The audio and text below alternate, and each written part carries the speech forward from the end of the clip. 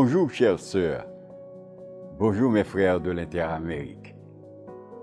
Nous avons presque atteint le milieu de l'année et comme c'est maintenant une tradition, chaque deuxième sabbat du mois de juin, l'Église adventiste du 7e jour dans le monde consacre une journée spéciale pour marquer, souligner le ministère des dames. Pouvez-vous penser à certaines femmes dans la Bible qui ont été emportées par le Saint-Esprit pour faire une différence dans le leadership, le ministère et le service de Dieu? Vous pouvez avoir tout de suite à l'idée des noms comme Déborah, qui a entendu la voix du Seigneur et a agi pour libérer Israël. Ellen White l'a décrit comme une femme pieuse et illustre.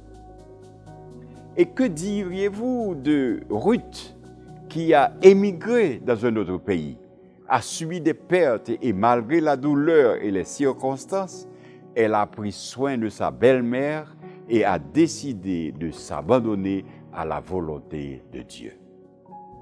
Les histoires de la reine Esther, Anne, Rahab, Marie et bien d'autres ont été enregistrées dans la Bible en raison de leur obéissance, patience, humilité, loyauté, dévouement, mais surtout de leur fidélité à Dieu lorsqu'il s'agit de s'impliquer dans des projets qui ont fait une différence dans leur temps.